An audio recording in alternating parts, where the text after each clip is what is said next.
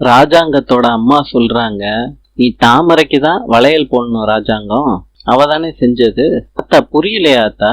நீங்க ருசியா சாப்பிட்டீங்கல்ல, இதெல்லாம் செஞ்சது தமிழ் செல்வி இல்ல, தாமரை. உன் பொண்டாட்டிக்கிட்டே கேட்டுக்கடா. ஆமாங்க. ஏன்னா உன் சின்ன மருமக தமிழ் செல்விக்கு சமைக்கவே தெரியாது. தெரியலன்னா நம்ம கிட்ட வந்து சொல்லி இருக்கணும். அதை விட்டுட்டு இவ என்ன பண்ணா தெரியுமான்னு நடந்ததெல்லாம் சொல்றாங்க. அப்புறம் தாமரை தான் நான் சமைச்சிருக்கேன் பரிமாறுங்கன்னு சொன்னா. சேது சொல்றாரு, அப்பா தமிழ் மேல எந்த தப்பும் இல்லை, சமைக்க தெரியாதுன்னு ஒத்துக்கிறேன்னு தான் சொல்லுச்சு. நான் தான் போன்லயே கேட்டு சமையல் பண்ணலான்னு நினைச்சேன்ப்பா.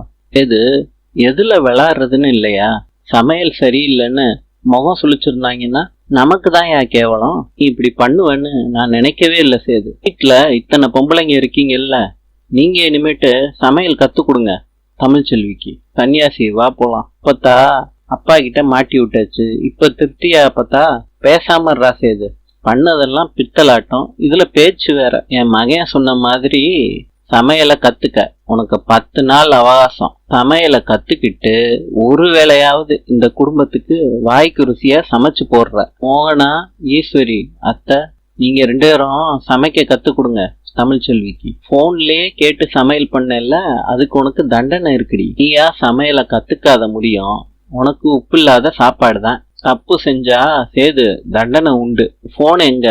அங்க இருக்கு, போய் எடுத்துட்டு வாடி. எல்லாம் சமையலை கத்துக்கிட்டு போனை வாங்கிக்க. இனிமேட்டு உன் ஆத்தா கிட்ட நீ பேசவே கூடாது. உன் ரோசத்தை இந்த சவால்ல காட்டு. பாண்டி வீட்டுல போன் பண்ணி பாக்குறாங்க, யாரும் எடுக்கல, அதனால கவலையில இருக்காங்க. பாண்டி கிட்ட அவங்க அம்மா சொல்றாங்க, பிள்ளைய பாத்துட்டு வந்துருவோமே.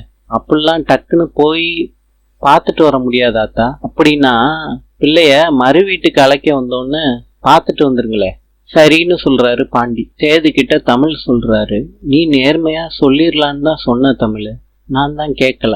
தமிழ், நீ போன்ல கேட்டு செஞ்ச சமையல நம்ம சொந்தக்காரங்களுக்கு பரிமாறி இருந்தா என்ன நடக்கும்? அப்பத்தா சொன்னது ரைட்டு தான். 10 நாள்ல சமையலை கத்துக்கோன்னு சொன்னதெல்லாம் சரிதான். அது முடியும், உப்பு இல்லாத சாப்பாட சாப்பிடணும்னு சொன்னதுதான் கொடுமையா இருக்கு. அப்பா கிட்ட சொல்லி அவரை விட்டு அப்பத்தா கிட்ட நான் பேச வைக்கதான் போறேன். அப்படிலாம் எதுவும் செஞ்சிடாதீங்க, நம்மளே இந்த விஷயத்த பெருசு பண்ற மாதிரி இருக்கும். ஆட்டி சொன்ன மாதிரி நான் 10 நாள்ல சமையல் கத்துக்கிறேன். இது முடிய அந்த மாதிரி சாப்பிட்டது இல்ல.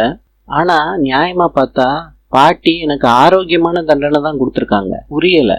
இப்ப நீங்க உடம்பு சரியில்லைன்னா டாக்டர் என்ன சொல்லுவாரு?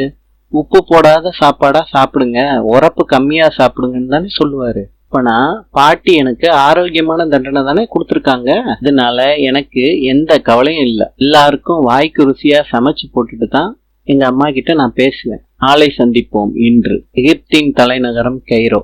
நாளை பார்க்கலாம்.